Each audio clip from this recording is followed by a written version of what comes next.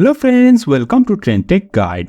Today I'll show you the two ways to switch between active windows. So let's start. So first of all, let's go with the first one.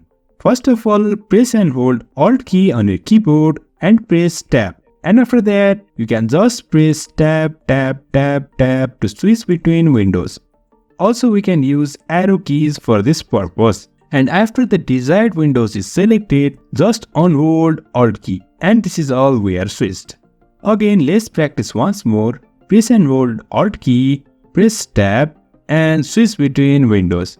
And after that, unhold your Alt key. And that's it. We can switch between windows like this. Now let's move on to the next method. For that, press and hold your Windows key and press Tab. And here you can find different active windows. Select the one using your arrow key and just enter. And you can see we are switched. Again, let's practice once more. Press Windows and Tab key and you will land over here. After that, select the windows you want to switch to and hit enter. And you can see we are here. So in this way, we can easily switch between active windows. So if you find this helpful, don't forget to subscribe. Have a good time.